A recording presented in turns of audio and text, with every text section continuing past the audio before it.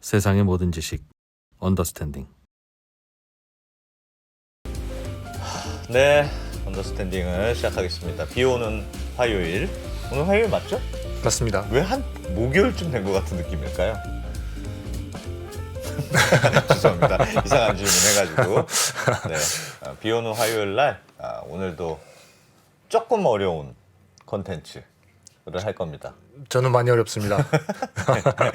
경고했습니다. 조금 어렵습니다. 오늘은 유럽에서 미카라고 하는 세계 최초의 그 가상자산법이 만들어졌다고 합니다. 그래서 이게 우리나라도 지금 가상자산과 관련된 법안 만들려고 막 국회에서 논의 중이거든요. 그렇죠. 그래서 유럽에서 미카라는 이름의 법이 만들어졌다고 해서 요걸 좀 스터디를 해보면 앞으로 이런 쪽으로 가겠구나. 우리한테도 시사점이 있을 것 같아서 오늘은 또 이 코인 하면 우리 항상 박근모 기자. 네, 디지털 에셋의 박근모 기자님 긴급하게 섭외해서 애는 둘인데 디지털 에셋 재미없습니다. 저는. 네, 디지털 그리고 에셋 박근모 기자. 이 중요한 게 제가 알기로는 우리나라 디지털 자산 기본법도 골격을 미카에서 굉장히 많이 다들 그거 쳐다보고 있다고 하더군요. 그렇죠. 따온 걸로 알고 있어요. 네, 이름도 예쁜 미카. 미카. 근데 무시무시한 미카. 미카. 요거에 대해서 오늘 좀 배워보겠습니다. 오늘 조금 어렵다고 말씀드렸습니다. 네, 예, 잠시 후에 돌아오겠습니다. 네, 네, 바로 모셔보죠. 디지털 에셋 박근모 기자님, 어서 오십시오. 반갑습니다. 네, 네. 애 둘은 잘 크고 있습니까? 잘 크고 있습니다. 너무 힘든데 너무 힘든데 잘 크고 있습니다. 예. 오늘은 우리가 미카에 대해서 배워볼 거죠. 미카. 네. 가수 이름 같다고 하는 미카. 뭡니까 미카? 네, 가수 이름이라고 생각을 못했는데 네. 미카가 마켓 인 크립토 에셋 레귤레이션 해서 그야말로 이제 시장의 가상자산 규제 이걸 이제 합쳐가지고 미카라고 부르는데요. 이게 유럽에서 나온 겁니다. 네. 보통 우리가 이번에 최근에 이제 나오면서 이제 세계 최초의 가상자산법이라고 나왔는데 사실 가상자산 관련 법들은 생각보다 많이 있긴 했었어요. 우리나라도 있었고 우리나라 같은 경우에 2021년도 3월에 특근법이 이제 시행이 됐죠. 그러니까 발의된 건 우리나라도 2020년도에 발의가 돼서 그 특근법 안에 가상자산 내용이 들어갔었고 일본 같은 경우에는 2016년 정도부터 자금결제법이나 뭐 이런 법을 개정을 해서 예. 가상자산에 대한 정의도 하고 규제를 하기 위한 시도가 많이 있었습니다. 그래서 뭐 미국도 마찬가지고요. 있었는데 미카 같은 경우 약간 특이한 게 제가 방금 말씀드렸던 이런 법들이 사실 기존 법을 개정을 해서 추가를 살짝 가상자산을 했어요. 새로 법을 만든 건 아니고. 네, 새로 법을 만든 건 아닙니다. 네, 그런데 미카 같은 경우에도 유럽도 마찬가지였거든요. 사실 유럽도 마찬가지로 기존에 있었던 법에 가상자산을 살짝 넣어서 규제를 하려고 했었는데 예. 그런 거보다는 아예 독립적으로 기본법인 형태, 단독 기본법인 형태를 한번 만들어서 본격적으로 해보자 라고 논의가 굉장히 오래전부터 나왔습니다. 2020년 9월부터 지금 처음 논의가 나왔으니까요. 그때부터 나와서 지금까지 쭉 이어져서 이번에 최종적으로 통과된 게 바로 미카입니다. 그래서 여기에 의의가 있는 거죠. 우리나라도 지금 오늘 제가 방금 막 들어오기 전에 이제 정무 1소위에서 이제 디지털 자산 기본법이 통과됐거든요. 통과가 됐어요? 네, 예. 방금 들어오기 바로 직전에 통과된 걸 확인했는데 순서를 말하면 정무 1소위 하면 그 다음에 이제 전체회의, 정무위 전체회의를 하고 그 다음에 법사위에 올라가고 그 다음에 이제 본회의에 올라가는 거죠. 본회의에서 그렇죠. 하면 이제 발의가 이제 통과가 되면 이제 적용이 될 테고요. 그래서 우리나라도 이제 차근차근 준비가 되고 있는데 미카는 사실 미카도 마찬가지인 단계이긴 해요. 이번에 이슈가 돼서 미카가 됐던 게 이제 유럽 의회에서 이제 통과가 된 거거든요. 그래서 미카도 이제 갈 길이 좀 이제 최종적으로 가려면 좀 남긴 했습니다. 이제 EU 이사회에 또 통과를 해야 되고요. 그 뒤에 이제 뭐 1년 동안 유예 기간을 두고 최종적으로 이제 저희가 스케줄대로 차곡차곡 된다고 하면 내년 6월 정도에 이제 이게 적용이 될 것 같아요. 그러면 이제 유럽에서 이 가상자산 코인과 관련된 법을 만들었다는 건 이제 코인도 우리가 양성화하겠다 이렇게 받아들이면 됩니까? 맞습니다. 사실 이거는 업계에서도 그렇게 많이 받아들이고 없는 자식으로 있어요. 생각 안 하고 맞습니다. 이제 있는 자식으로 생각하겠다. 맞습니다. 뭔가 있는 존재로 해서 그래서 우리나라에서 진행된 거 이따가 설명드리겠지만 우리나라에서 진행되고 있는 디지털 자산 기본법하고 내용이 약간 차별화가 되어 있어요. 예. 훨씬 더 포괄적인 내용을 담고 있고 이게 단적으로 우리나라 디지털 자산 기본법은 육성 부분은 사실 제외가 되어 있습니다. 그러니까 예. 가상자산을 육성할 생각은 전혀 없죠. 없고 관리만 관리, 하겠다. 투자자 예. 보호에 중점이 되어 있으니까. 근데 미카 같은 경우에는 사실 육성 부분도 내용이 굉장히 많이 들어가 있긴 해요. 그런 점에서 굉장히 차별점이 존재하는 거죠. 유럽은 이걸 좀 키우려고 하는 모양이죠? 네, 본격적으로 키울 생각으로 보이더라고요. 내용을 보니까요. 유럽 같은 경우에는 그 가상자산, 코인 이런 것들 때문에 큰 문제가 많이 없었나 봐요. 많이 있었죠. 그런데도 불구하고 그러다 보니까 오히려 이런 법을 통해서 본격적으로 관리를 하겠다. 근데 그래서- 육성이 들어갔다고 하는 거는 네. 이 포션을 더 늘리겠다고 하는 건데 맞습니다. 근데 문제가 있어. 한국 같은 경우는 문제가 너무 많아서 우리가 육성은 안 하겠다. 아, 그렇죠. 그래서 이게 제가 지금 바로 제가 화면 하나 보여드리면 예. 미카 같은 경우에는 그 규율하고 있는 토큰 종류를 세 가지로 총 이제 여기서 플러스 이제 하나 더 해서 이제 네 개로 나눠지는데 먼저 자산 준거 토큰, 전자화폐 토큰, 그 유틸리티 토큰, 플러스 증권형 토큰 이렇게 해서 총 4개가 들어갑니다. 그 4개를 정의를 하고 있어요. 제가 방금까지 말씀드린 육성 부분이 바로 유틸리티 토큰 부분에 해당합니다. 저거는 육성하겠다? 저건 네. 뭔데요? 유틸리티 토큰은 말 그대로 가상자산을 이제 서비스 이용이나 여러 가지 활용하는데 쓸 수 있도록 유틸리티 다양한 기능들을 넣어서 토큰 자체 NFT 같은 거? 예를 들면 그런 거죠. 지금 가장 큰 문제가 토큰 같은 경우에 우리가 토큰으로 할 수 있는 게 뭐가 있을까요? 파는 거 말고는 없죠. 맞습니다. 거래 이렇게 거래소에서 거래하는 거 딱 그거밖에 없잖아요. 네. 그래서 사실 그 거래소에 있는 코인들 보면 백서를 쭉 읽어보시면 사실 유틸리티 기능들이 다 있다고 얘기는 합니다. 이걸 어떤 어디에 서비스를 쓰겠다. 만들어 네 그렇게 그런 걸 다 뭐 예를 들면 해놨는데 포인트로 쓴다든지 맞아요. 뭘 한다든지 뭘 할 살 때 때 쓰거나 어떤 서비스를 이용할 때 네, 그런 걸로 쓰겠다고 했는데 지금은 사실 그런 게 전혀 강제성이 없다 보니까 다 빠져 있는 시기잖아요. 그러다 보니까 EU에서는 미카를 통해서 유틸리티 토큰을 확실하게 정의를 하고 그렇게 사용하려는 가상자산이면 우리가 규제를 최소로 완화시켜 주겠다. 이렇게 되는 거죠. 이 자산 준거 토큰이나 전자화폐 토큰, 뭐 자산 준거 토큰은 이제 말이 약간 좀 어려워서 그러는데 자산 준거 토큰은 그냥 우리가 흔히 아는 스테이블 코인을 말합니다. 자산에 기반한 코인. 네. 네. 그렇죠. 뭐 미카에서 정의하기로는 이제 법정 화폐나 혹은 복수의 가상 자산들을 조합을 해서 가치를 일정하게 유지하는 스테이블한 코인을 이게 자산 준거 토큰이라고 정의를 하고 있어요. 비트코인 같은 걸 말하는 건가요? 비트코인은 여기에 포함되지 않습니다. 그래요? 네. 비트코인은 사실 이 세 가지 여기 플러스 증권형 토큰까지 해서 4가지가 있다고 말씀드렸잖아요. 네 가지에 안 들어가요. 안 들어가요? 네, 아예 그 미카 읽어보시면 미카에서 비트코인은 제외한다 여기서. 왜 제외하는 거예요? 가장 큰 차이점이 있어요. 비트코인 누가 만들었을까요? 사토시 맞습니다. 근데 나카모토. 네, 사토시가 누군지 아무도 알 수가 없잖아요. 발행자를 알 수가 없기 때문에 발행자를 어떻게 규제할 수가 없는 상황. 그래서 비트코인은 예외로 둔다. 예외로 발행자를 둔다. 누가 만들었는지도 알 수 없고 이게 지금 상황에서 어떻게 할 수 없는 상황이니 비트코인은 예외로 이렇게 간다 하고 정의를 하고 있습니다. 그래서 자산 준거 토큰은 이렇게 스테이블 코인을 말하는 건데 그러다 보니까 굉장히 까다로운 조건들이 들어가요. 이 스테이블 코인을 발행하려면 미카에서는 스테이블 코인을 만들면 일단 EU의 법인을 설립을 해야 됩니다. 물론 미카에 따르면 사실 스테이블 코인이라고 하더라도 사용은 할 수 있어요. 유럽에서. 근데 그러면 굉장히 제약이 많이 들어가죠. 그런 제약이 있기 때문에 일단은 스테이블 코인을 발행하려면 EU 내에 법인을 설립하고 인가도 받아야 돼요. 관계 당국에 유럽의 관계 당국에 인가도 받아야 된다. 이게 받지 않으면 그러니까 라이선스를 받지 않으면 발행을 못 해요. 스테이블 코인. 스테이블 코인은 아무나 발행할 수도 없고 네, 굉장히 유럽의 제한. 법인도 있어야 되고. 네, 굉장히 제한을 많이 둔 거죠. 그리고 뭐 전자화폐 토큰은 더 엄격한데 우리 전자화폐 토큰 대표적인 지금 굉장히 많이 사용하잖아요. 흔히 전자화폐 토큰이 뭡니까?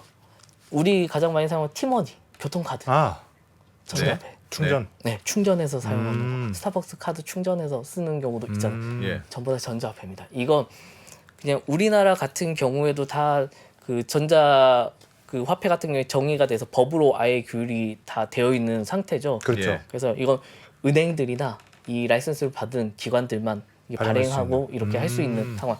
마찬가지로 미카에서도 이걸 똑같이 정의를 했습니다. 그래서 전자화폐 토큰은 그래서 흔히 지금 요즘 나오는 거 자산 증거 토큰이랑 전자화폐 토큰이 거의 동일한 것처럼 설명을 하는 경우가 많더라고요. 둘 다 스테이블 코인이다 예. 이러면서 얘기를 하는데 이건 약간 구분이 되어 있긴 해요. 전자화폐 토큰은 말 그대로 기존에 있는 화폐 역할을 하는 걸 전자화시킨 형태. 그래서 이걸 발행하려면 그야말로 은행이나 미카에서 똑같이 은행이나 아니면 라이센스를 받은 전자화폐 라이선스를 가지고 있는 곳들, 뭐 마스터카드나 이런 곳들, 이런 곳들만 전자화폐 토큰을 발행할 수 있도록 아예 못 박아놨습니다. 그러면 지금 있는 각종 포인트들 있잖아요. 지금도 뭐 포인트 주고 그걸로 물건 살 수 있도록 돼 있잖아요. 네. 현재도. 네. 그거는 기존에 있는 금융과 관련된 법에 근거해서 포인트를 뭐 상품권과 관련된 뭐 맞습니다. 이건 상품권 비슷한 거야라고 해서 지금 사용할 수 있잖아요. 있죠. 만들 수도 있고 쓸 네. 수도 있고. 네. 근데 굳이 이걸 별도로 블록체인 기반으로 그 미카에서는 가장 기본 전제 조건이 그래서 이런 저런한 거 전자화폐 토큰 같은 것도 기존에도 전자화폐 토큰이 있었지만 예. 그래서 이런 저런한 게 있는데 이 모든 기반은 분산원장을 활용하는 경우를 우리는 미카에서 토큰이라고 규정을 하고 한다라고 나와 있어요. 그래서 전자화폐 토큰은 기존에 충전해서 사용하는 거 똑같이 사용하는데 이걸 블록체인 기술을 활용한다라고 하면 전자화폐 토큰이 되는 거죠. 그래서 이걸 하면 이제 국가를 초월해서 사용할 수 있는 게 많이 있다 보니까 또 벤사나 이런 걸 또 제외하고 제거하고 또 활용할 수 있는 방법도 되게 많고 그래서 많이 관심 있는 토큰 종류긴 하죠. 그러니까 겉에 모양은 그냥 포인트는 똑같은데 똑같습니다. 뒤에 그 기술적인 배경이 그 블록체인을 이용한 거다. 맞습니다. 그러면 법도 달리 적용돼야 돼요? 그 뭐 기술이야 이런 걸 적용하나 저런 걸 적용하나 이 포인트는 내가 알아서 책임집니다고 하거나 그게 그렇게 근데 중요합니까? 그런 게 있잖아요. 뭐 예를 들면 스타벅스 충전 카드다. 네. 이거는 스타벅스라고 하는 발행자가 있으니까 스타벅스가 책임지면 되지. 문제가 그건. 생기면 걔한테 물면 되는데 네. 그러니까 이건 원래 기존 법으로 가능한데 뭐 예를 들면 분산 원장 기술로 하는 발행자가 누군지 알 수가 없으니까 뭐 아니죠. 차단받는 아닌가요? 발행자는 예, 있죠. 이게 분산 원장을 이용하는 가장 큰 장점 중에 하나인데 이게 기존 중앙화 방식으로 이용을 하면 발행자가 모든 정보를 쥐고 마음대로 조작도 할 수 있겠죠. 근데 분산 원장을 사용하면 그게 원천적으로 막아집니다. 그러니까 사고가 안 나는구나. 그렇죠. 누가 해킹을 한다. 극단적으로 말하면 해킹해가지고 이제 보통 전자화폐 토큰, 전자화폐의 일반적인 경우라면 시스템을 해킹해서 그거에 대한 정보를 DB에서 정보를 바꿔가지고 나 포인트 엄청 많은 것처럼 예. 이렇게 해서 사용할 수도 있을 거잖아요. 근데 이걸 블록체인 기반으로 만들면 이거 자체가 불가능해지죠. 그래서 위변조에 대해서 블록체인 특징이 위변조에 굉장히 강점이 있다라는 거기 때문에 예. 그 부분에 대해서 굉장히 이점을 갖습니다. 그건 괜찮다. 그렇게 하면 뭐 그런 거 앞으로 허용해 줄게. 그렇죠. 다만 발행한 사람 우리한테 승인을 받아야 돼. 아무나 할 수는 없어. 그렇죠. 전자화폐 토큰은 방금 말씀드렸던 것처럼 진짜 현금처럼 사용할 수 있는 현금이랑 동일한 존재이기 때문에 네. 이건 은행이나 아니면 진짜 은행급에 되는 라이선스를 갖고 있는 자들만 할 수 있도록 아예 좁혀놓은 거죠. 그래서 전자화폐 토큰은 그래서 아무나 발행을 할 수 없게 아예 못 박아놨어요. 여기서 이제 재밌는 점이 그건데 예. 그래서 그러면 우리 이제 그런 게 궁금하잖아요. 이제 테라 관련해서 알고리즘 스테이블 코인 우리 얘기 굉장히 많이 했잖아요. 네. 담보물 없이 그러니까 알고리즘으로만 이렇게 조절되는 가치가 유지되는 스테이블 코인은 그러면 자산 중고 토큰에 들어가나? 이게 지금 방금 말씀드린 자산 중고 토큰이 스테이블 코인을 의미하는 건데 예. 그럼 알고리즘 스테이블 코인은 여기에 들어가나? 라는 게 좀 의문일 수도 있잖아요. 예. 하지만 여기에 들어가지 않습니다. 애초에 여기 미카를 읽어보면 그 알고리즘 스테이블 코인 같은 경우에는 가치 안정을 이렇게 도모할 수 없는 상황에 이를 수 있기 때문에 이건 자산 중고 토큰에 포함시키지 않는다. 그래서 알고리즘 스테이블 코인은 유틸리티 토큰에 들어간다 라고 정의를 해놨어요. 발행은 할 수는 있는 거예요? 그러면? 그렇죠. 발행은 할 수 있습니다. 뭐가 달라져요? 여기 얘가 되거나 얘가 되거나 하는 거에 따라서 뭐가 달라지는 게 이상한데 유틸리티는 또 육성도 한다면서요? 그럼 맞아요. 테라 이런 육성 거죠. 전략인가? 그러니까 이게 미카에서도 똑같이 말하는 건데 예. 자산 중고 토큰 안에 들어가면 이게 EU에서는 유럽에서는 스테이블 코인으로 인정을 해주는 거예요. 이건 스테이블 코인이다. 그래서 이런 뭐 스테이블 코인도 결제할 수 있고 교환한 매개체로 사용할 수 있다라고 정의를 해놨거든요. 예. 그래서 자산 중고 토큰에 들어가면 이런 것 할 수 있는데 알고리즘 스테이블 코인 만드는 건 너희 자유지. 이제 이 규제 안만 만족하면 대신 이건 우리가 스테이블 코인으로 인정할 수는 없어. 그래서 유틸리티 토큰이야. 여기서 말하는 유틸리티 토큰이라고 가격이 오르락 내리락 할 수도 있고 여러 가지 요인들이 발생할 수 있잖아요.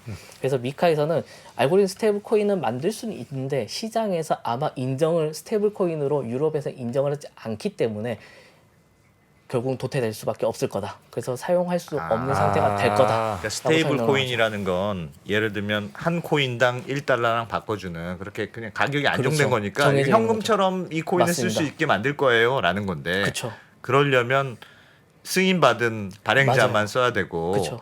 그리고 예를 들면 테라 루나는 야 너희는 스테이블하지가 않네. 그래서 이런 거는 스테이블 코인으로 인정을 아예 못 받는다. 그렇죠. 이게 자산 중고 하려면 토큰, 마음대로 하려면 해. 근데 그쵸. 우리 법 테두리 안에는 못 들어와. 그러니까 이게 자산 중고 토큰을 미카하에서 자산 중고 토큰을 발행을 하려면 인가를 받은 곳들만 가능하잖아요. 예. 근데 알고리즘 스테이블 코인은 애초에 그러니까 자산 중고 토큰 발행자로 인가를 못 받는 거죠. 근데 뭐 사적으로 뭐 그런 뭐 우리는 알고리즘 스테이블 코인으로 스테이블성이 있고 일정한 가격을 유지할 수 있어라고 백날 주장을 해봤자 네, 네. 국가에서는 이건 스테이블 코인이 아니야. 그거 인정받으면 뭐가 좋습니까? 그러니까 합법적으로 신뢰. 네, 신뢰가 말 그대로 진짜 그렇게 똑같이 말하고 있습니다. 네, 미카에서 네. 신뢰가 발생을 하기 때문에 그렇지 않는 것과 이렇게 차별성이 둘 테고 그러니까 결국은 도태될 거다. 뭐 예를 시장에서. 정부에서 거죠. 도장 꽝 찍어준 데다 여기는 그렇죠. 그러니까 뭐 예를 들면 승인필. 본인이 주장을 할 수 있잖아요. 우리 이러이러한 기술을 우리 스테이블하게 움직이니까 네. 걱정하지 말고 투자해라, 사라 어. 이렇게 얘기할 수 있는데 근데 유럽 규제 당국에서 얘는 아니야라고 하는 순간 걔는 신뢰가 허물어지기 그쵸. 때문에 아. 스테이블이 안 되는 거죠. 이게 미카 같은 경우가 제가 사실 설명을 하고 있죠. 이게 미카 같은 경우가 잘 따라오고 있네. 2020년 9월 24일 날 집행위원회에서 이제 논의가 시작돼가지고 여러 가지 논의가 굉장히 많이 진행이 됐고 저도 그래서 한 번씩 나올 때마다 버전이 계속 그 한두 달에 한 번씩 계속 버전업이 돼서 나오더라고요. 예. 그래서 그게 2022년 3월 14일 날 유럽의회 경제통화위원회를 통과를 했어요. 그게 이제 첫 시장이나 다름없었거든요. 그래서 거의 1년 반 정도를 계속 유럽 국가들이 27개 국가들이 모여가지고 내용에 대해서 하나하나 합의를 이뤄가는 과정이 굉장히 길었습니다. 그래서 왜냐하면 이게 스테이블 코인으로 EU에서 인정을 해주기 때문에 이건 유럽에서 사용할 수 있는 공식적인 스테이블 코인이야. 이게 결제용으로도 쓸 수 있는 예. 가상 자산이야. 어. 이렇게 승인을 해준 약간 금융 안에 들어가는 것처럼 이렇게 해주는 형태로 갔기 때문에 그래서 굉장히 많이 이걸로 사실 이견도 굉장히 많았긴 했어서 저도 버전업이 될 때마다 보면 이때는 들어갔다가 이때는 좀 일단은 제외하고 갔다가 뭐 이렇게 계속 왔다 갔다 예. 하더라고요 내용들이. 근데 결국은 최종적으로 합의는 이런 걸 다 포함시켜서 이런 걸 국가에서 유럽 안에서 일단 인정을 해줄게. 나머지는 인정 못 해줘. 이렇게 간 거죠. 유럽 내에서 그런 걱정은 없었습니까? 코인은 이것도 법으로 만들면 너무 사실상 양성화의 느낌인데 물론 규제도 하겠습니다만 양성화의 느낌인데 네. 이렇게 좀 해도 되나? 지금 걱정이 많은데 가뜩이나 코인 시장 막 박살이 났는데 지금 요즘 뭐 조금 살아났습니다만 이게 그런 걱정은 없었습니까? 그런 걱정 당연히 있어서 지금 그래서 제가 이 표 갖고 온 거에 보면 의무사항에 여러 가지가 들어가 있습니다. 공시, 내부 통제, 준비자산. 예. 그 준비자산 미리 만들어놔야 여기서 스테이블 코인을 발행하려면 100% 이상의 자산을 무조건 담보물로 쌓아놔야 되도록. 내가 코인 100개 맞아요. 100개 발행했으면 100달러를 쌓아라. 최소 100달러를 쌓아놔야 된다. 이런 식으로 여러 가지 굉장히 까다롭게 다 규정을 해놨습니다. 그래서 최소한 이 부분에 대해서는 문제가 생기지 않도록 대신 유틸리티 토큰은 아까 말씀드렸던 것처럼 육성하는 쪽으로 이렇게 예. 한다고 했잖아요. 그래서 규제안이 뭐 공시 규제도 사실 굉장히 약하게 들어가 있고 발행자에 대한 규제도 굉장히 약하게 들어가 있고 예. 유틸리티 토큰은 그래서 굉장히 많이 풀어준 상태예요. 이런 규제에서. 그래서 유틸리티 토큰은 그래서 굉장히 조심스럽게 이제 유럽에서도 바라보고 있는 거고 그래서 제한을 굉장히 많이 이렇게 스테이블 코인과의 이제 상대적으로 이게 별개로 바라보면서 이건 유틸리티성만으로 가격이랑 상관없이 유틸리티하게 사용할 수 있는 걸로 너희들은 꼭 해라는 식으로 가고 있는 그러면 거죠. 약간 쓸모 있는 건 그런 쓸모 있는 대로 발전시키고 맞습니다. 스테이블 코인은 너희가 현금처럼 자꾸 쓴다고 하니까 너희는 그러면 금융당국이 그렇죠. 규제를 세게 굉장히- 받아야 돼. 그렇죠. 그런 네. 식으로 분리해서 가는 거죠. 자본금도 확실히 쌓아놓고 그렇죠. 그 금본이체처럼 금 쌓아놓듯이 달러도 확실히 쌓아놓고 그렇죠. 그렇게 쓰라는 뜻이군요. 그렇죠. 지금까지는 지금 테더 같은 USDT 같은 대표적인 담보물 기반 달러 예. 담보물 기반 스테이블 코인인 테더 같은 경우가 사실 아직까지 논란이 굉장히 크잖아요. 이게 발행된 양만큼 그래, 너희들이 그거 쌓았는지 어떻게 합니까? 달러를 그거를. 진짜 가지고 있어? 네. 이거에 대해서 사실 확인이 안, 이 지난번에도 제가 말씀드렸던 것처럼 이 테더의 발행지 자체가 이게 발행사 자체가 이게 조세 피처에 있다 보니까 예. 이 확인할 수 있는 방법이 사실 방법도 없어요. 걔네들이 공개하는 거 말고는 할 수 있는 방법이 사실상 없거든요. 근데 유럽에서 이런 식으로 하면 최소한 유럽에서 발행된 유럽에 있는 법인이 있는 곳에서 발행하는 발행해야 스테이블 코인은 굉장히 안전한 스테이블 코인처럼 이제 우리가 이게 그럼 말할 수 유럽 있는 정부에서 까보겠다는 뜻이네. 거죠. 네, 네가 다 까봅니다. 계좌에 돈 실제로 있는지 다 없는지 확인, 다 다 확인을 까보겠다. 하겠다. 네, 그게 있어야지만 발행도 가능하고 발행한 그 후에도 계속 그걸 계속 그 규제 감시를 하도록 되어 있거든요. 그럼 예를 들면 그걸 안 받았어요. 나는 그냥 바하마가 좋아. 그래서 뭐 그럼 유럽에서 스테이블 코인을 공식적으로 사용할 수가 없습니다. 그래서 이게 미카에서 똑같은 고민이 있었던 거죠. 이게 유럽에서 유럽 법인으로 만들어서 이렇게 스테이블 코인 만들고 유통하고 이럴 수가 있는데 사실 규제 받기 싫어. 이런 것들은 사실 뭐 해외에서 이제 만들어가지고 그렇다면 어차피 바이낸스 퍼블릭 이런 데도 블록체인이니까. 다 해외 조세에 피쳐 맞아요. 있다면서요. 그러다 보니까 거기서 하고 사용은 유럽에서 할 수 있게 열어주면 네, 똑같은 똑같은 거 아니냐. 이슈가 생길 수도 있잖아요. 그래서 미카에서는 똑같이 그 부분을 고민을 해서 이게 제안을 했습니다. 스테이블 코인 유로화에 패킹될 거나 유럽의 법인이 없는 스테이블 코인 같은 경우에는 특히 또 여기서 유로화를 꼭 패킹하도록 설정을 하고 있더라고요. 유럽이다 보니까 그게 안 되어 있을 경우에는 일일 거래량은 2억 유로, 2,910억 원 정도 되더라고요. 일일 최대 거래량이 그 안에서만 할 수 있어. 그 이상은 아예 거래 못해.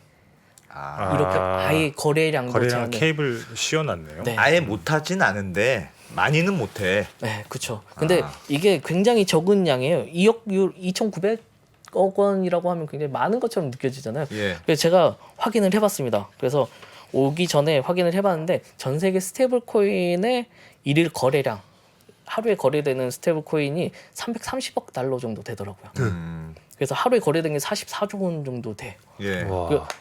단적으로 이제 테더, 이제 가장 큰 테더만 따로 떼서 딱 보면 테더는 250억 달러 정도 돼요. 하루 거래량이. 하루에. 네. 그래서 29조 원 정도가 거래가 되는 그런 사이즈가 나오는데 사실 그걸 거의 10분의 1 토막만 해라. 그럼 굉장히 사용성을 확 줄여버린 거죠.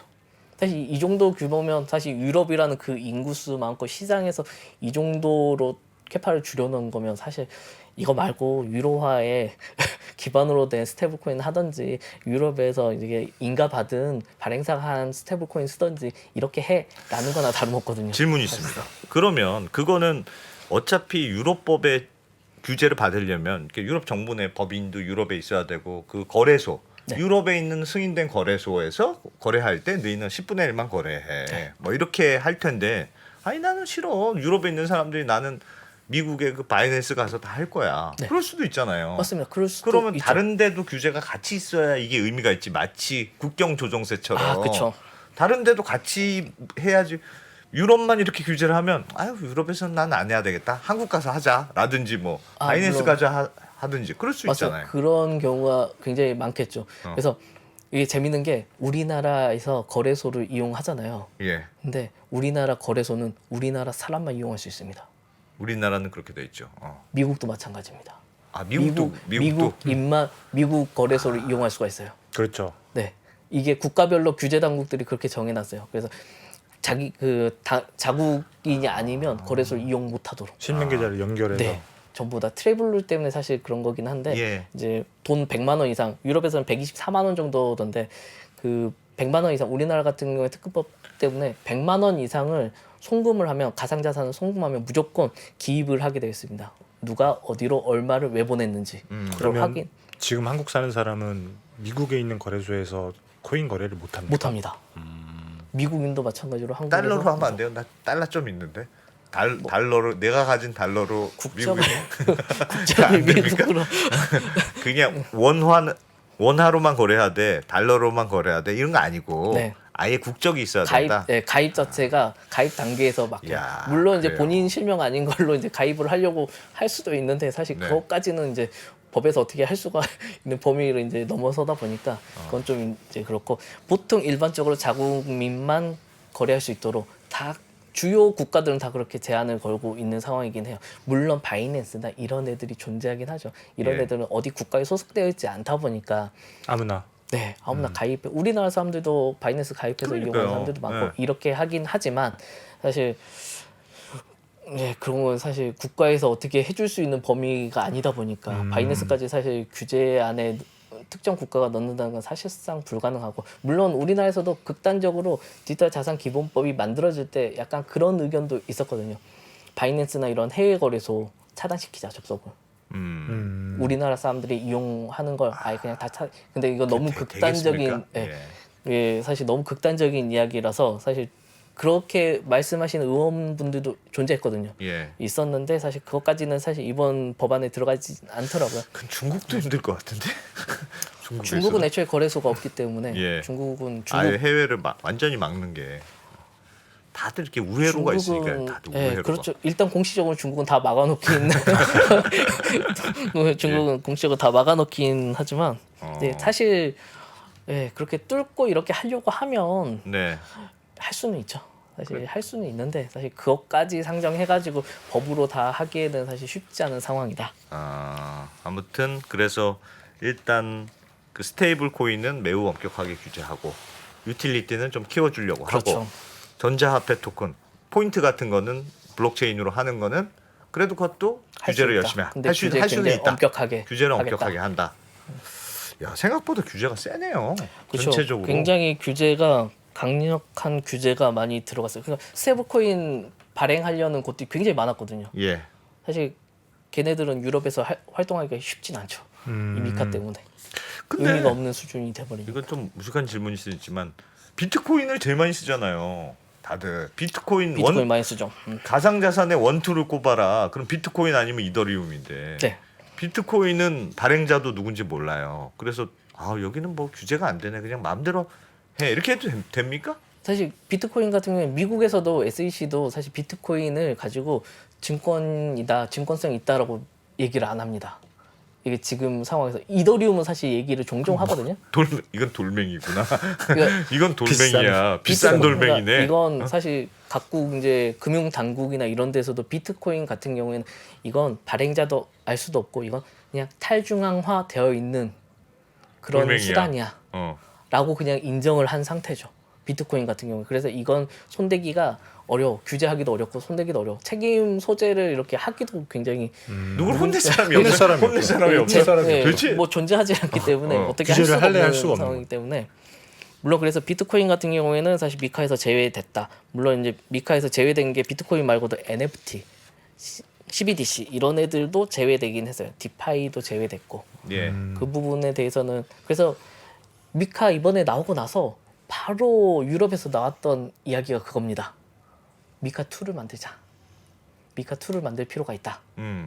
그래서 왜? 이거 가지고 부족하다? 맞습니다. 여기다 그러니까- 집어넣으면 되지. 굳이 툴을 만들어야 되나요? 그러니까 유럽 스타일인가 봐요. 유럽 스타일. 이게 사실 유럽 사람들 뭘로 생각하는 이게 거야? 단계적으로. 네, 이게 개정을 해서 이렇게 진행되기가 굉장히 어려운 상황이다 보니까 예. 추가로 여기서 빠져 있는 부분만 추가를 해가지고 이렇게 진행을 하면 좀 더 쉽고 빠르게 갈 수 있다고 생각을 하나 봐요. 그래서 NFT나 CBDC 뭐 이런 애들은 사실 제외되어 있는데 예. CBDC는 사실 포섭하기는 쉽진 않을 것 같아요. 사실상 전자화폐 토큰. CBDC는 그렇겠죠. 전자화폐 토큰이어가지고 이건 애초에 제외하고 간다라고 이제 못 박아놓고 시작을 한 거라서 CBDC는 당연히 여기에 뭐 미카 2가 나온다고 하더라도 뭐 들어가 있지는 않을 것 같고 대신 이제 NFT와 디파이 예. 부분은 사실 좀 애매한 구석이 있습니다. 그래서 몇몇 분들은 NFT가 이제 자산에 가까운 성질을 갖고 있다, 예. 가치를 지니고 있다라고 해서 우리나라도 마찬가지 이야기가 계속 나오고 있는 걸로 아는데, 그래서 NFT도 이 가상자산에 포섭시켜서 그걸 규제를 해야 된다라고 예. 말씀하시는 분들도 있고, 뭐 NFT는 사실 그 정도까지는 아니고 근데 NFT 규제하면 굉장히 큰 문제가 발생할 수가 있거든요. NFT는 개인도 만들 수가 있잖아요. 그렇죠. 네. 그거- 내 원숭이 그림 하나 해가지고 네, 너무 그래서 많아. 너무 개- 많은 사람을 규제해야 되는. 맞습니다. 그 개인이 만들어서 이걸 판매도 할 수가 있어요. 음. 그럼 사업자로 규제를 해야 되나? 이러면 이건 답이 없어지는 상황이 발생할 수가 있거든요. 예. 그래서 우리나라에서도 마찬가지로 NFT에 대해서는 사실 이번에 디지털 자산 기본법 내용에서 NFT는 제외되어 있거든요. 이것도 비트코인 같은 그냥 돌멩이라고 생각하자. 네, 귀한 돌멩이라고 생각하자. 일단은 어느 바운더리에 넣기 굉장히 힘들기 때문에 네. 그 다음에 이걸 바운더리에 어느 순간 넣는 순간에 굉장히 많은 이제 기술적인 규제가 이게 들어가야 되는데 쉽진 않다. 그래서 일단은 제외하자. 미카에서도 마찬가지고 그래서 NFT는 한 걸음 뒤에 물러나서 제외하고 진행을 했는데 뭐 NFT 시장이 어떻게 되냐에 따라서 사실 미카 2 이야기가 계속 나오는 거 보면 NFT도 넣자는 의견들도 꽤 많은 것 같더라고요. 그래서 그 부분은 좀 더 지켜봐야 될 것 같아요. 제가 궁금한 게 스테이블 코인은 뭔가 이렇게 파급력이 크기 때문에 규제를 세게 하는 거고 유틸리티 코인은 그런 파급력까지는 없기 때문에 육성을 한다 이렇게 생각을 하고 있는 건가요? 네. 뭐 사실 파급력 문제보다는 유틸리티 토큰은 왜냐면 스테이블 코인에도 사기꾼들이 많이 있고 유틸리티 코인에도 사기꾼들이 많이 있을 것 같은데. 네, 이게 보통 우리가 생각하는 유틸리티 토큰은 사실 가치성을 생각을 안 해도 됩니다. 사실 가치라는 자산으로서의 게- 의미가 네, 없다. 네, 자산으로서는 전혀 의미가 없는 토큰들을 사실 의미하거든요. 어떤 수단으로만 그냥 활용되는 존재들이지 이걸 투자 대상으로 한다 이러면 증권성이 바로 들어가 버리기 때문에 이건 증권형 토큰의 범주에 또 들어가는 수가 있겠죠. 근데 네. 사실 저희가 아는 대부분의 토큰이 그러하잖아요. 맞습니다. 그래서 미카의 블록체인을 육성하는 형태가 들어가 있다라고 얘기하는 게 그래서 순수하게 유틸리티 토큰을 얘기하면서 방금 말씀했던 것처럼 자산을 제외하고 자산성을 제외하고 블록체인 기술을 활용해서 수단으로 사용할 수 있는 건 우리가 굉장히 장려를 하겠어. 그 예를 좀 들어봐 주세요. 유틸리티 토큰에. 뭐 여러 가지가 있을 수도 있을 것 같은데 예. 단적으로 그냥 서비스 이용하는데 지금도 많이 그런 게 나오긴 하거든요. 유믹스. 유믹스는 P2E에서 사용되는 그것도 굉장히 증권성 논란이 존재해가지고 그런데 원래는 유믹스가 말 그대로 근데 유틸리티 기능으로 탄생한 왜냐면 그걸로 사잖아요. 예. 맞아 게임 안에서 게임 속에서 그걸로 네. 사용할 수 있는 기능을 갖고 있기 때문에 근데 시세가 오락가락 너무 심하게 널뛰고 그걸 현금화까지 할 수 있어서 이게 문제가 생겼던 건데 이제 그런 종류를 제외하고 특정 서비스 같은 경우에 이제 몇몇 서비스 지금 이미 블록체인 서비스들 중에서도 토큰을 사용료로 내고 이용하는 경우가 있거든요. 예. 그건 진짜 유틸리티 기능을 사용을 하는 거거든요. 단적으로 또 하나 예를 들면 리플 같은 경우. 예. 리플 같은 경우가 사실상 우리가 흔히 말하는 리플 토큰 있잖아요. 코인 같은 경우에는 사실 리플 랩스에서 만든 그걸 증표하는 가상자산인데 사실은 토큰이 따로 있습니다. 리플에서 사용하는 리플의 원래 탄생 목적은 송금이잖아요. 그렇죠. 송금이죠. 송금을 위한 리플 내에 토큰이 존재해요. 그래서 예. 리플 그 네트워크를 이용해서 송금을 한다라고 하면 이 토큰에 실어서 보내는 역할이거든요. 아, 토큰을 그 토큰이 던져주는 있어야만 거예요? 송금을 네. 할 수 네. 있게. 네. 얘 있다. 그 사실 XRP 우리가 리플 코인이라고 말하는 XRP하고는 완전 별개예요.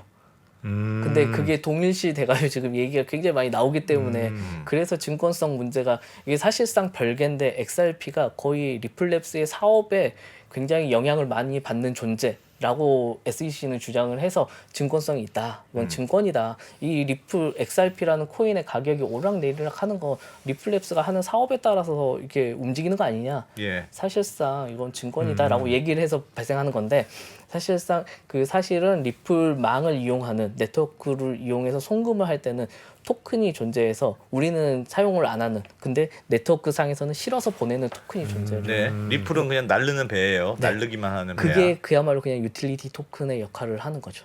그것 자체가 가격이 오르락내리락 하는 건 그런 없고 거, 네, 그건 전혀 없습니다. 기능만 있다. 기능만 날라주는 존재합니다. 기능이냐, 무슨 기능이냐. 네. 그런 것만 해라 앞으로는. 맞습니다. 그런 걸 이제 블록체인 육성의 영역에 집어넣은 거죠. 그런 식으로 가치보다는 그렇게 활용성 부분에서 블록체인을 이용할 수 있는 거 우리가 적극적으로 할 수 있게 규제를 많이 낮춰줄게. 알겠습니다. 그러면 김상훈 기자도 말씀하셨는데 그 어쨌든 코인과 관련돼서 우리가 걱정하거나 지금까지 문제가 많이 된 게 무슨 테라 이런 것도 있었습니다만 뭐 이렇게 시세를 이게 맞는 거야? 뭐 이런 시세가 좀 이상하다.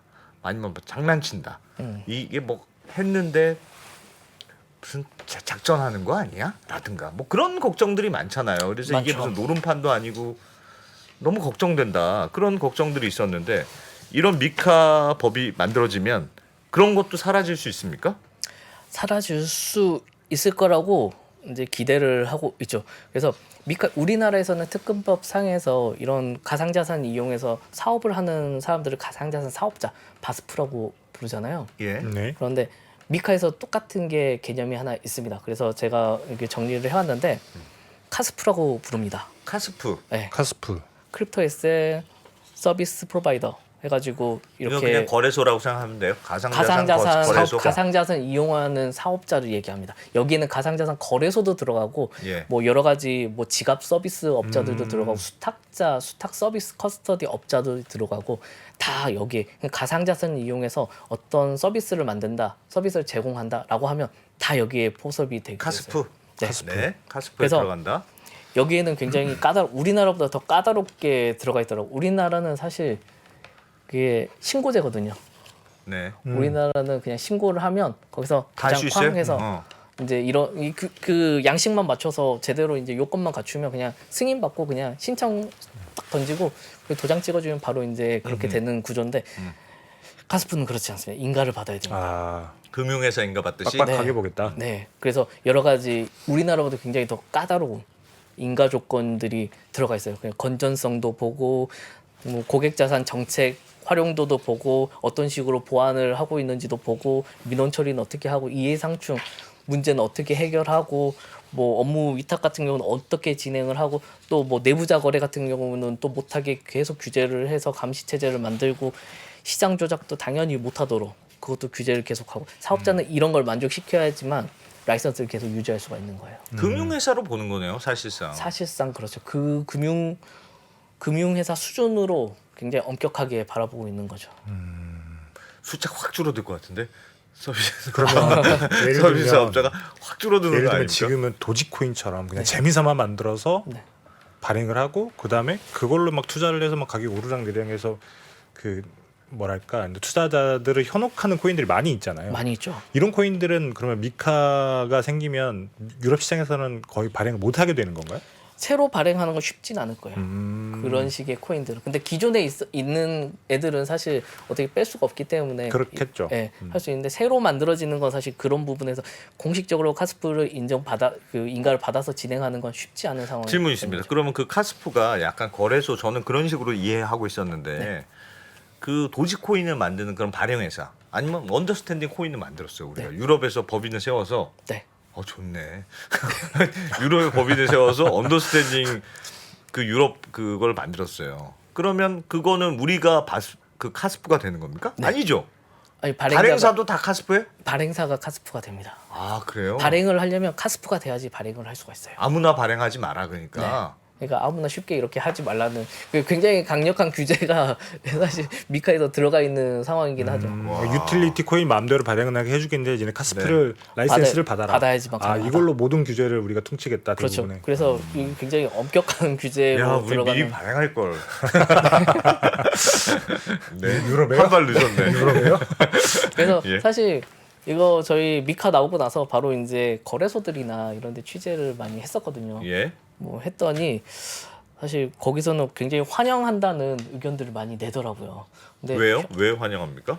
이게 가상자산 관련해서 이게 어느 정도 가이드라인이 되는 기본법이 만들어졌으니까 우리는 이 틀 안에서 영업하면 되는 거 아니야?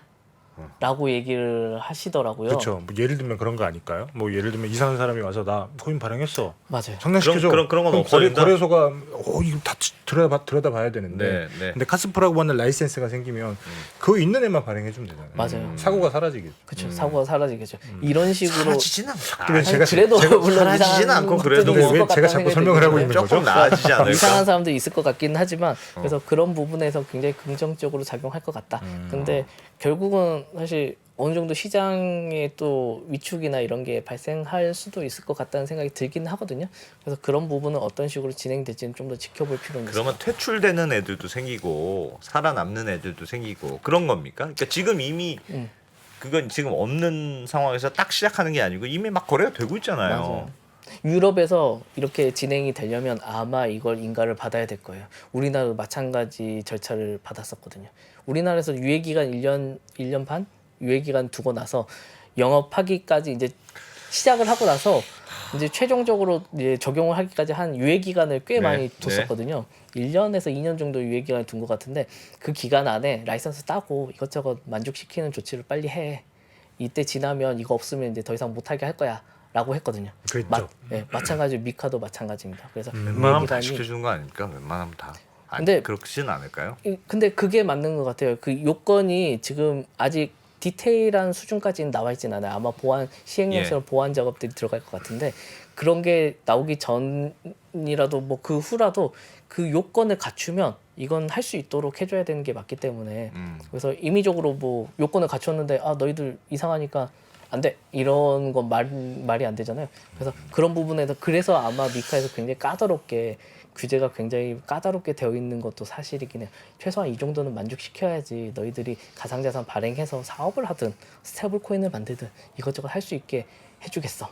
되는 거죠. 냠냠님이 세무조사 신나는 노래다 막 이러던데 이거는 그러면 그 유럽도 이걸 양성화 시켜요.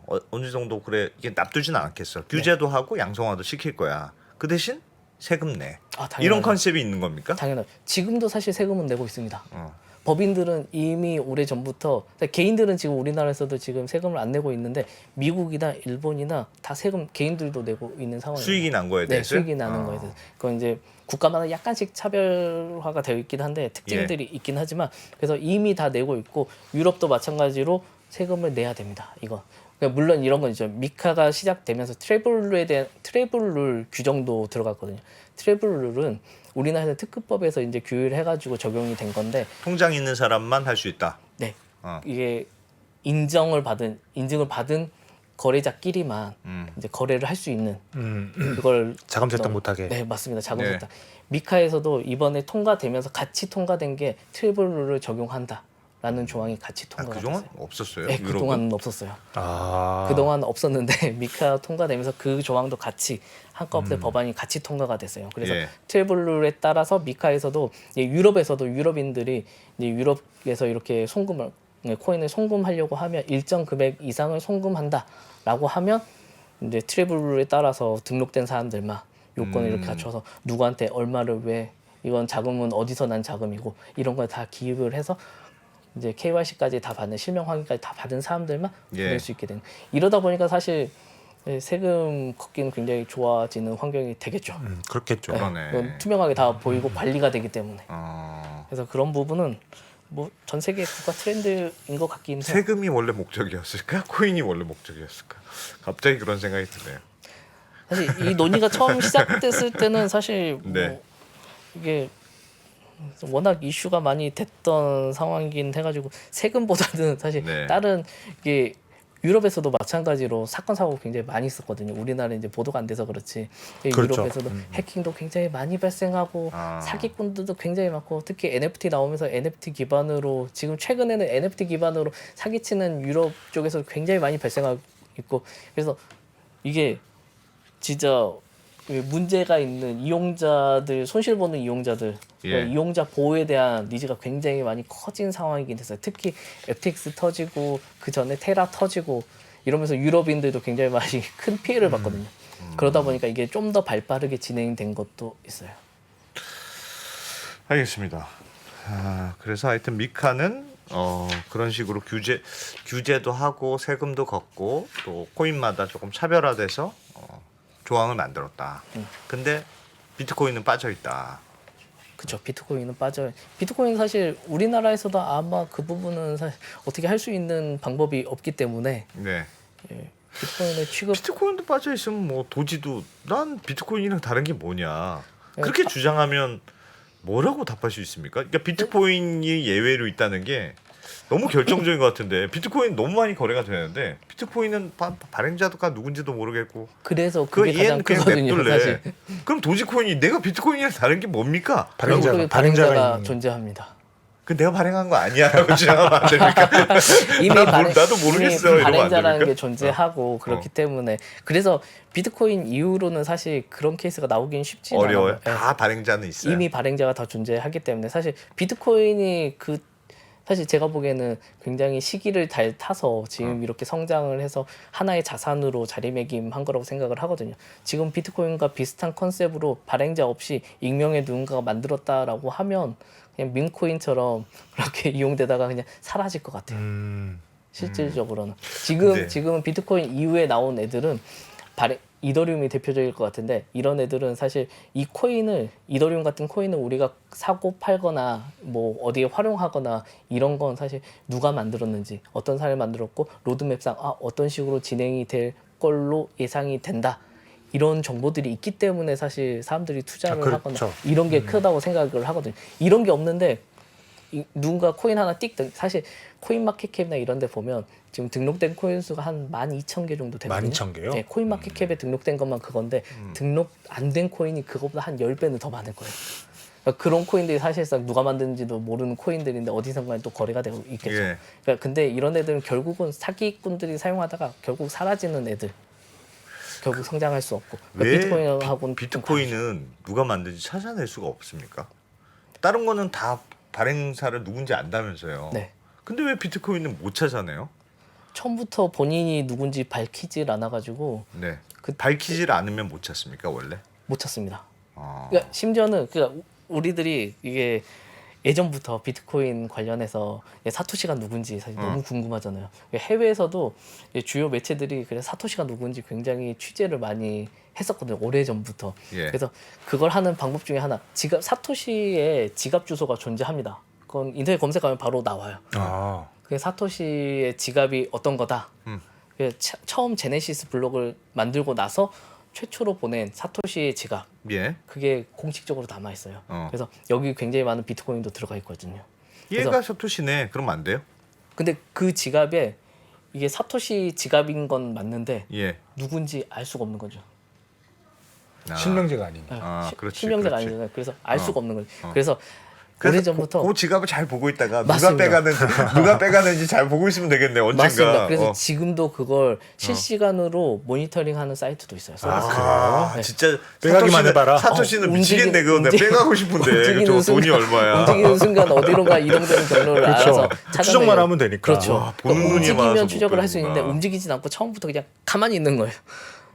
이러다 보니까 찾을 수가 없는 거죠. 언젠가는 빼가지 않겠어요? 내가 사토시면 너무 빼가고 싶을 것 그럼 같아. 그때는 규제를 할 수 있는 거죠. 그렇죠. 그러면 규제를 할 수가 있겠죠. 근데 지금 시점에서는 사실 비트코인 투자자들 입장에서는 사토시가 나타나면 안 됩니다. 왜요? 왜요? 이 지갑에 비트코인이 너무 많이 들어가 있어요. 그걸 빼서 유통하는 순간 어. 유동성이 풀리는 거예요. 가격이 떨어지겠죠. 아. 시장이 풀리는 거죠. 그래서 이건 그냥 어마어마하게 들어가 있는 거죠. 잠겨 있어야 된다. 이건 지금 시점에서 풀리면 굉장히 가격 변동성을 일으키기 때문에 그렇죠. 그냥 가만히 잠겨 있는 게. 대주주가 물량 푸는 거하고 마찬가지. 그래서 이게 누군지 밝혀지면 마찬가지 규제를 할 수가 있을 텐데 사실 네. 그건 알 수가 없어서. 알겠습니다. 사토시가 밝혀지는 순간 비트코인이 진짜 어마어마한 변화를 그쵸. 그러면 맞게 네. 되는 거네요. 맞습니다. 그래서 그 그러면 부분에 대해서 발행사가 되고 너희도 규제를 받아야 돼. 당연히 그렇죠. 받아야 되죠. 앞으로 리포트도 하고 당연히 보도하고. 그렇죠. 그래야 되는데 사실 진짜 못 나오겠네. 그럼. 사토시 나올 수가 진짜 깎겠다. 수천 원일 것 같은데. 맞습니다. 와. 뭐 나올 수가 없는 상황이긴 알것 같은데. 하죠. 알겠습니다. 우리나라 얘기 좀 해볼까요? 우리나라도 지금 뭐 디지털 자산 기본법 네. 이런 거 만들려고 한다면서요? 네, 그렇죠. 이게 우리나라에서 이제 특근법 같은 경우가 2021년 3월에 이제 도입이 됐는데 이제 우리나라에서는 2021년 5월에 사실 이용우 의원이 그때 이제 발의를 하나 했어요. 예. 그게 우리가 단독으로 발의된 최초의 디지털 자산, 그때는 가상자산 기본법 이렇게 불렀었는데 그 다음에 뭐 여러 가지 법이 굉장히 많이 쌓여 있었죠. 그래서 그때 그런데 지금 한 18개 뭐 특근법이나 아니면 기존 법을 개정하는 형태까지 하면 한 30개 가까이가 관련 법으로 쌓여 있는 상황이거든요. 예. 근데 오늘 제가 이제 들어오기 직전에 이제 1차적으로 이게 병합 작업을 하죠. 비슷한 법들이 이제 여러 가지가 동시에 올라오면 네. 그거의 공통적인 부분을 싹 모아가지고 병합을 해가지고 처리를 하잖아요. 네. 그래서 오늘 그 작업이 진행이 됐고 일소위 통과가 됐습니다. 소위를 통과했다. 그래서 이제 전체 회의 들어가고 이렇게 다음 단계가 뭐 민주당은 이번 주 안에 이제 전체 회의 진행하고 이렇게 가고 싶어하는 것 같은데 이제 뭐 여러 가지 이제 정치적인 이슈가 있을 테니까 국민들도 그래서 그건 이제 사실 국회의를 언제 어떻게 진행될지는 그렇죠. 아무도 알 수가 없어서. 모르니까. 네. 근데 네. 일단 올해 상반기에 통과될 걸로 다들 예상을 하고 있기는 해요. 우리 법은 뭐 특징이 뭐예요? 우리나라 미카하고 가장 큰 차이가 있습니다. 우리나라의 이제 디지털 자산 기본법은 철저하게 이용자 보호에 포커스가 맞춰져 있어요. 모든 내용들이 이용자 보호를 위한 다양한 조치들이에요. 예를 들면 우리나라 같은 경우에는 뭐 시세 조정을 당연히 못하게 만든 것도 마찬가지고 뭐 고객 예치금 분리 보관하는 것도 당연히 법으로 규율을 해놨고 예. 공시 일단 사기만 쳐봐 가만 안 둘 거야. 그렇죠. 뭐 이런 그런 거 느낌인 철저하게 거죠. 다 이렇게 다 꼬박꼬박 넣어놨습니다. 근데 미카도 마찬가지로 이런 게 다 들어가 있다고 했잖아요. 네. 근데 우리나라 법이랑 가장 큰 차이가 우리나라 법은 발행에 대한 규제는 없어요. 아예 인정을 안 합니다. 그게 무슨 말입니까? 그러니까 발행 못 한다는 게 할 수는 있는데 마음대로 해라. 마음대로 하는데 이거 책임을 안 지는 거예요. 발행은 하는데, 그러니까 유럽 같은 경우에는 제가 말씀드렸던 것처럼 스테이블 코인을 만들려고 하면 뭐 카스프 인가를 받은 다음에 여러 가지 요건을 갖춰가지고 담보물 이렇게 법정화폐나 뭐 여러 가지 담보물 이렇게 예치를 해가지고 거기에 상응하는 가치에 해당하는 스테이블 코인을 법적으로 발행할 수가 있잖아요. 예. 우리나라는 발행에 대한 내용은 싹 빠져 있어요. 마음대로 해라.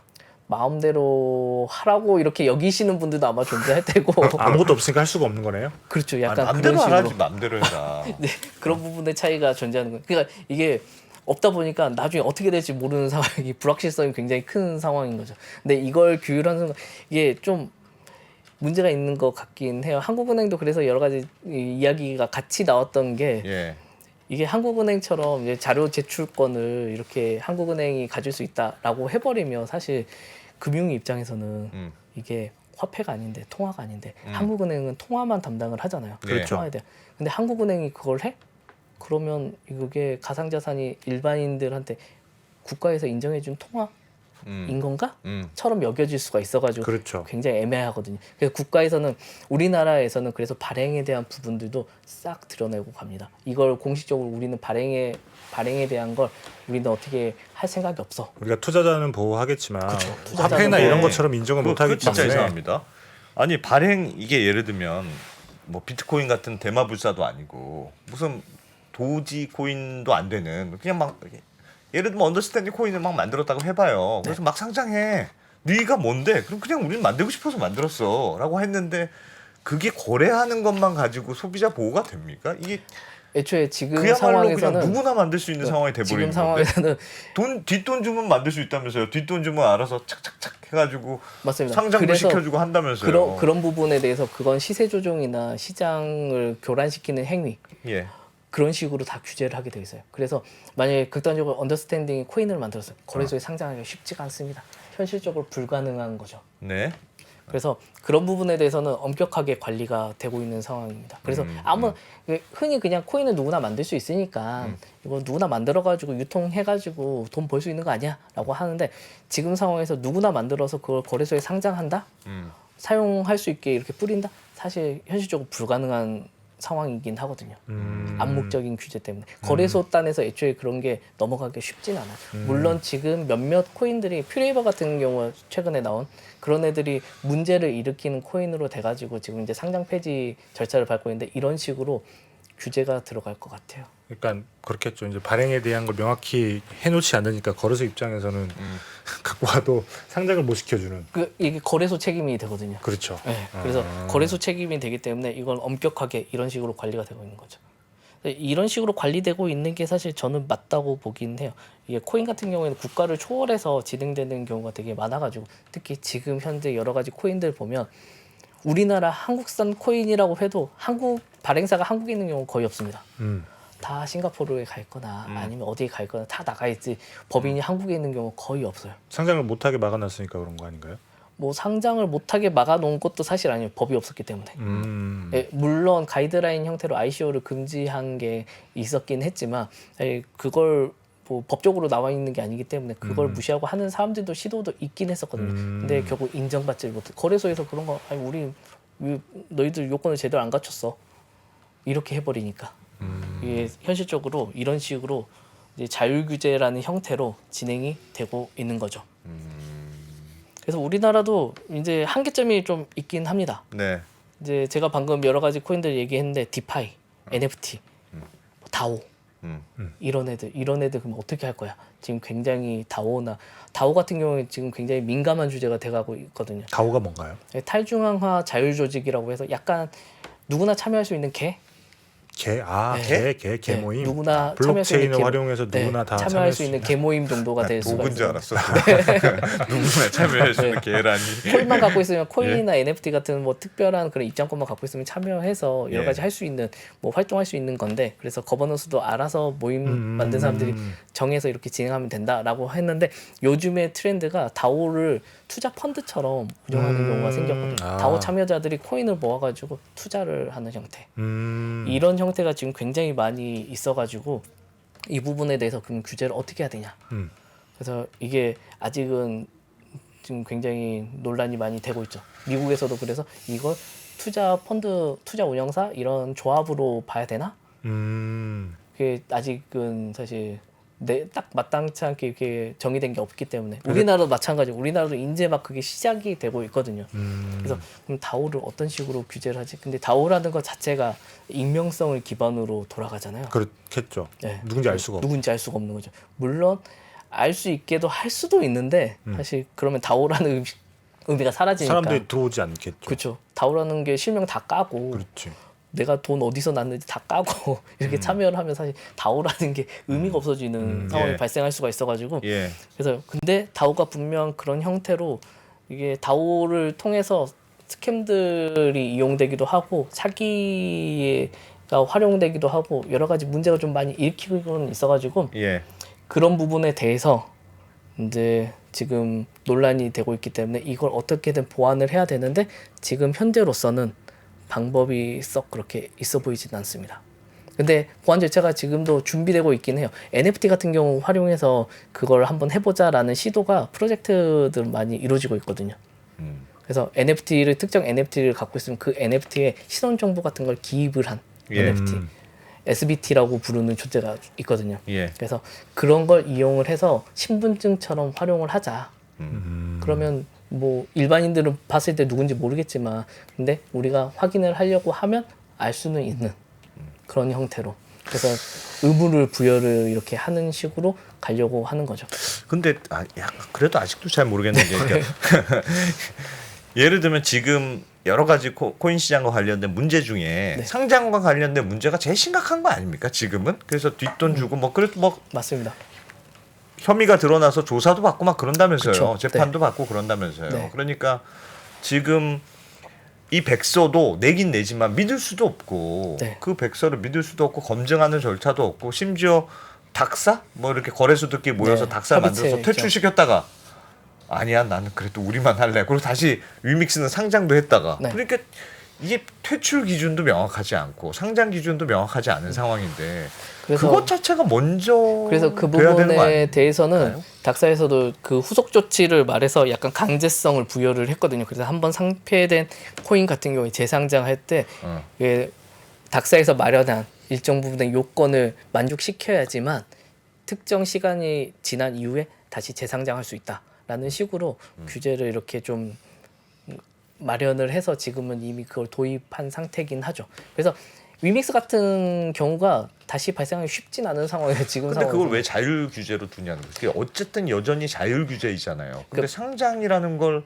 이게 민간 자율로 놔둬도 될까? 그러니까 그게 참 애매한데 이걸 그러면 누가 관리를 할 거냐 책임지고 이게 그러면 금융위에서 그러면 책임지고 관리할 수 있나? 금융위는 기본적으로 이걸 금융자산이라고 보지 맞습니다. 않잖아요. 아니 그쵸. 미카는 그 당국에서 본다면서요. 맞아요. 자본금 미카는 규제 그렇게 뭐도 하고 보는데, 그래서 그러니까- 라이센스 준 사람만 해 맞아요. 한다면서요. 그러니까 우리나라는 철저하게 가상자산은 금융상품으로 보진 않거든요. 그래서 여기서부터 바뀌어야 돼요. 그러니까 우리나라는 그걸 하려면 법이 굉장히 많이 개정이 돼야 되는 문제가 있습니다. 그래서 금융위에서도 직접적으로 하기가 굉장히 애매한 상태긴 해요.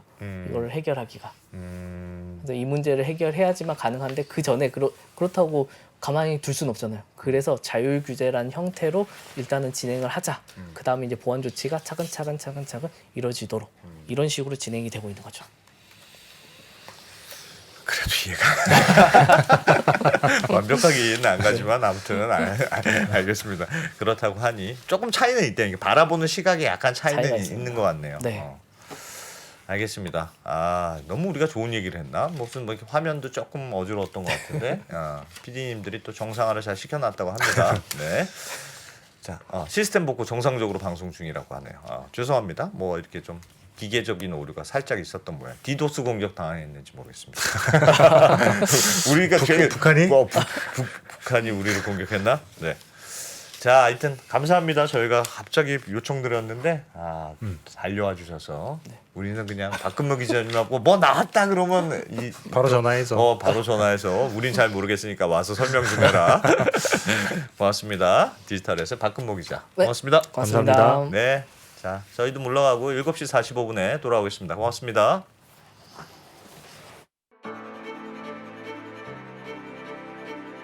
양안 전쟁이 발생한다면 미사일과 공군기는 이쪽에서 많이 돌아다닐지 몰라도 육상전은 한반도가 불바다가 될 가능성이 더 크다고 생각합니다.